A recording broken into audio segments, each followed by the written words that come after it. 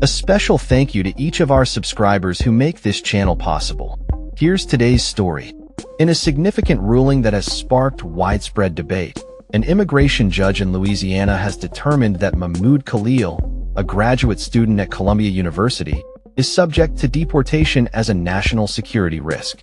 The ruling comes after Khalil participated in pro-Palestinian demonstrations, raising concerns about his potential impact on U.S. foreign policy.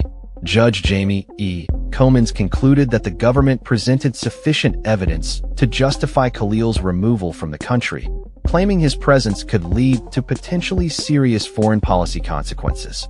Khalil's legal team has vowed to continue fighting the decision, with a deadline set for April 23rd to seek a waiver.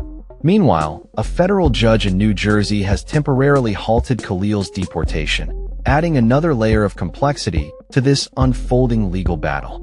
During the hearing, Khalil expressed his discontent with the process, indicating that the principles of due process and fundamental fairness were absent. His attorney, Mark Vander Hout, echoed these sentiments, describing the proceedings as a charade of due process and a misuse of immigration law aimed at suppressing dissent. Khalil, who is a legal U.S. resident, was detained by immigration agents on March 8th, marking what many see as the first arrest under the Trump administration's crackdown on student activists protesting against the war in Gaza. The case has drawn attention not only for its implications for Khalil, but also for the broader issues surrounding free speech on college campuses. The Trump administration has invoked a rarely used statute, allowing for the deportation of individuals deemed to pose a risk to U.S. foreign policy. This statute has been criticized by Khalil's lawyers, who argue that the government's actions are politically motivated and aimed at stifling dissenting voices. Khalil, a 30-year-old international affairs student, has been vocal in his activism, serving as a spokesperson for student protests against Israel's military actions in Gaza. Despite not being accused of any illegal activity during the protests, the government has labeled his participation as potentially dangerous, citing concerns over anti-Semitism and accusations of siding with terrorist groups. The White House is yet to provide concrete evidence to support these claims. The legal battle over Khalil's deportation is emblematic of a larger national conversation regarding the treatment of dissenting voices and the intersection of immigration law and political expression.